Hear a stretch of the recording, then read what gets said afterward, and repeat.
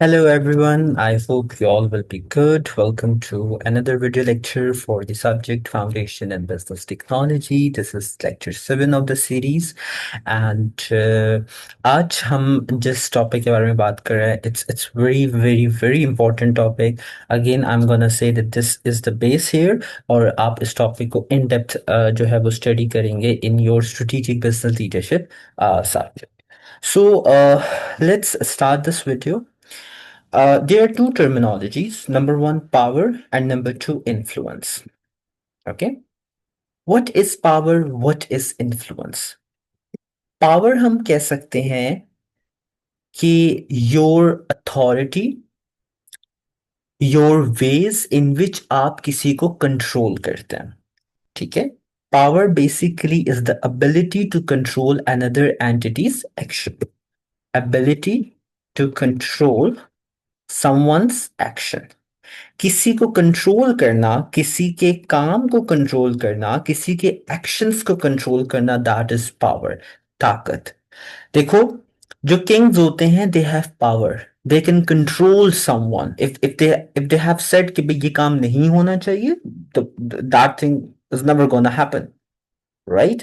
Power is जो आपके parents के पास होती है, right? They can control your actions. Okay, so power का मतलब है ताकत. एबिलिटी वो तरीके, वो सलाहियत जिससे आप किसी के एक्शंस को कंट्रोल कर सकते हो. What is influence? वो एबिलिटी, वो करेक्टरिस्टिक, ओके, वो ability, the ability to influence, or I will say to change someone's thinking, and we can write ability to change someone thinking and actions and mold them in your way. किसी को इस तरीके से मुतासिर कर देना कि वो जिस तरीके से बंदा सोच रहा है उसका वो थिंकिंग चेंज हो जाना, उसके डिसीजंस चेंज हो जाना और उसके एक्शंस चेंज कर देना, दैट इज इन्फ्लुएंस. देखो, आपके पास जब पावर होती है ना, तो आप किसी को कंट्रोल जरूर कर सकते हो, लेकिन आप उससे कोई काम करवा नहीं सकते. मतलब अब विलिंगलेसली आप किसी से कोई काम नहीं करवा सकते जब आपके पास पावर होती है तो. But when you influence someone, आप किसी को मुतासिर कर देते हो अपने करेक्टर से, अपने the way you talk, the way you behave and your knowledge and the way you act, तो फिर the person do those things. अब let me give you a digital example कि आजकल के जो इन्फ्लुएंसर्स हैं, why they use the word influencer? That mean they are going to influence the way you shop. For example, there is an influencer और उसने कोई किसी product का रिव्यू डाल दिया कि it's a very good product. So what you are going to do, you are going to buy that product. So उस influencer ने आपके कोर्स ऑफ एक्शन को चेंज कर दिया, आपकी थिंकिंग को चेंज कर दिया, right? So that this is influence. So there are two things, power and influence. Okay, power का मतलब होता है कि किसी के actions को control करना, change नहीं करना, control कर देना. And influence means कि किसी के action को change कर देना. ठीक है. नाउ अगर हम इसी चीज को रिलेट करते हैं लेट्स से अपने शेयर होल्डर्स के साथ या स्टेक होल्डर्स के साथ, तो देखो, I have told you guys कि there are three types of stakeholders. Okay, number one, हमारे पास कौन सा स्टेक होल्डर होते हैं? Internal stakeholders, connected stakeholder, then external stake holders.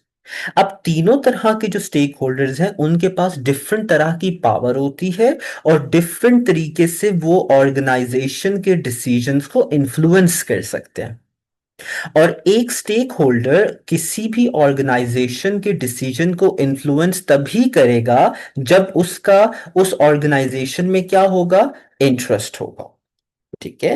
तो बेसिकली आपने ये बात याद रखनी है कि power and interest, these are the two terminologies जो एक स्टेक होल्डर को किसी भी ऑर्गेनाइजेशन के लिए इंपॉर्टेंट एंड लेस इंपॉर्टेंट बनाती है. ठीक है. तो there are three kind of stakeholders, internal, connected and external. और हम ये देखते हैं कि अच्छा, अगर इंटरनल स्टेक होल्डर्स हैं या कनेक्टेड स्टेक होल्डर हैं या एक्सटर्नल स्टेक होल्डर्स हैं, तो इनके पास कितनी पावर है और इनका किसी भी कंपनी में कितना इंटरेस्ट है, या ये कंपनी को कितना, कंपनी के डिसीजंस को कितना इन्फ्लुएंस कर सकते हैं। एक स्टेक होल्डर कंपनी के डिसीजंस को तभी इन्फ्लुएंस करेगा जब उसका कंपनी में इंटरेस्ट होगा। तो interest and influence they go hand in hand. Okay. तो हम ये देखने के लिए कि कैसे स्टेक होल्डर्स अपनी पावर को यूज करके कंपनी के रिजल्ट्स को या कंपनी की पॉलिसीज को इन्फ्लुएंस करते हैं, हम इसके लिए एक मैट्रिक्स पढ़ते हैं जो मेंडल ऑफ मैट्रिक्स कहलाती है।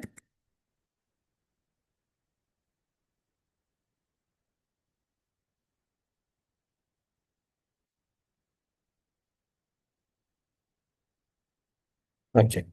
Mendel of matrix of stakeholders जो है, ये एक बहुत ही इंपॉर्टेंट मैट्रिक्स है, जिसमें जो मेंडलोव था, he was a guy and he explained और he listed down, he arranged the stakeholders on the basis of their power and interest in a matrix. So let me just create a matrix and then हम जो है वो इसको discuss करते हैं। Okay.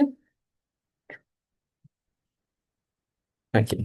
So uh, let's go for this thick one. Then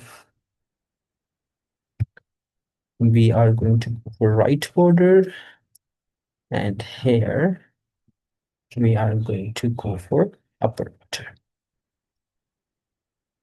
Yes. Okay. So this is a Mendel of matrix, और इसमें जो है हम इसको कैसे डिनोट करते हैं। सो बेसिकली हम इसको यहाँ पर इस तरीके से लिख देते हैं कि ये वाली जो हमारी साइड है, दिस वन, मैं इसको डिनोट कर देता हूँ कि ये मेरी पावर साइड है। Okay. And here my power is high, and in this box, sorry, in this box my power is low। इसी तरीके से मैं इसको यूं ले जाता हूं कि यहां पर मैं एक लाइन ड्रॉ कर लेता हूं, टॉप बॉर्डर। और इस टॉप बॉर्डर में ये मैं यहाँ पर इन्फ्लुएंस या लेट्स से इंटरेस्ट लिख देता हूँ। ठीक है, वट एवर प्लीजेस यू, आप वो लिख सकते हैं।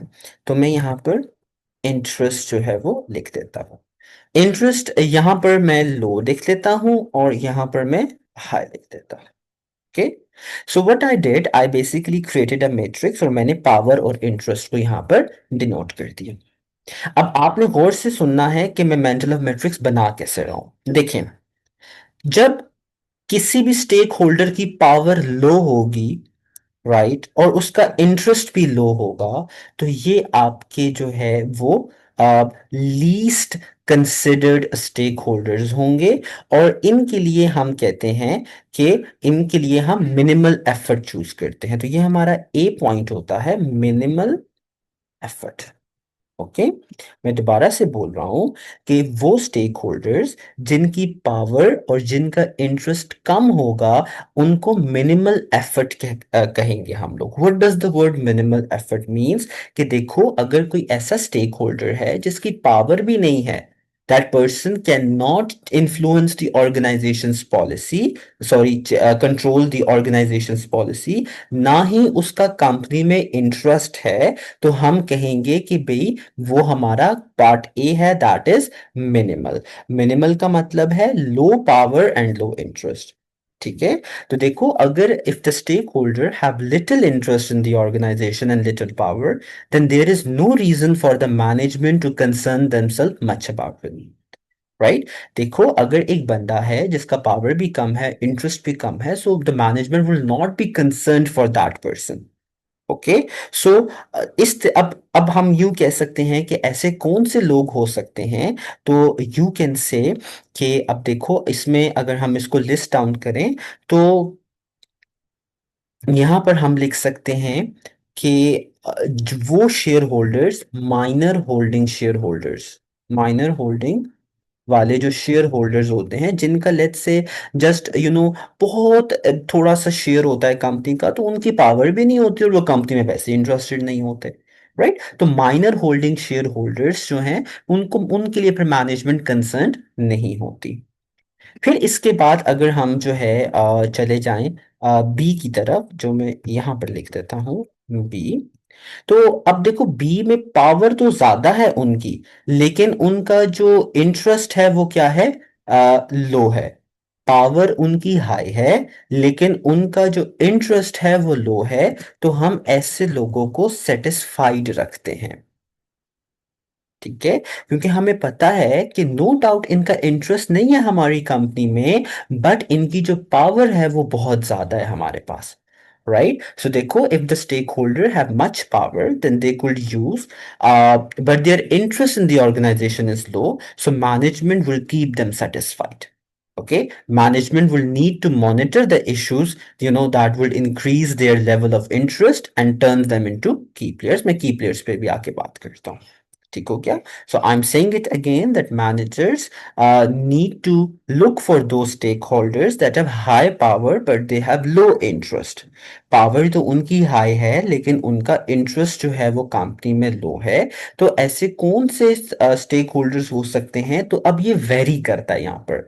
ओके, जरूरी नहीं है कि the examples that I am giving they will always be your keep satisfied part. तो यू कैन से कि जो हमारी टैक्स अथॉरिटी होगी, ठीक है, वो हर इंडिविजुअल बेसिस पे ऑर्गेनाइजेशन में बहुत ज्यादा इंटरेस्टेड नहीं होगी, लेकिन उनकी पावर बहुत ज्यादा होगी कंपनी में। ओके, तो हम सी पे चले जाते हैं एंड अब यहां पर देखें कि इनमें पावर भी बहुत ज्यादा है और इनका इंटरेस्ट भी बहुत है। तो they are the key players. के की प्लेयर्स वो लोग होंगे, वो स्टेक होल्डर्स होंगे जिनका पावर भी बहुत ज्यादा है और जिनका जो इंटरेस्ट है वो भी बहुत ज्यादा होता है। जिस तरह वो वाले शेयर होल्डर्स जो मेजॉरिटी होल्डिंग है, जिनकी मेजॉरिटी होल्डिंग जो आपके शेयर होल्डर्स हैं, ठीक है। या इसके अलावा देखो, आपकी जो गवर्नमेंट होती है, अगर आप एक ऐसी बॉडी हैं जो हमारे पास डायरेक्ट गवर्नमेंट से लिंक्ड है या गवर्नमेंट का उसमें इंटरेस्ट है, तो फिर गवर्नमेंट की पावर तो ऑटोमेटिकली हाई होती है, तो गवर्नमेंट फिर आप में इंटरेस्ट डिपोज ज्यादा होगी। तो ये की प्लेयर्स हमारे पास जो है वो मौजूद होते हैं यहाँ पर, ठीक है। आई होप सो आप लोग को समझ आ रहा है। तो मैं दोबारा से एक दफा बता देता हूँ कि ऐसे लोगों को यू नीड टू पे क्लोज अटेंशन, जो की प्लेयर्स हैं, क्योंकि इनका इंटरेस्ट और जो पावर है वो बहुत ज्यादा होती है हमारे पास, राइट। अब for example founder of the company, जिसके 80-90% शेयर्स हैं, he is going to be the key player. Okay, तो इसी तरीके से अगर मैं आपको बता दूं कि फॉर एग्जांपल अगर आपकी कंपनी ने किसी बैंक से छोटा सा लोन लिया हुआ है, तो उस बैंक का इंटरेस्ट नहीं होगा कंपनी में, but the bank will be having a lot of high power, right. So वो आपका की सेटिस्फाइड में आ जाएगा। और ऐसे लोग जो माइनर होल्डिंग आपकी कंपनी में रखते हैं, या लेट्स से ऐसे कस्टमर जो ओकेजनली आपके पास आते हैं, तो वो आपके जो है वो मिनिमल एफर्ट में चले जाएंगे। द लास्ट पोर्शन इज कि यहां पर पावर उनकी लो है लेकिन इंटरेस्ट उनका हाई है, तो आप उनको इन्फॉर्म्ड रखोगे।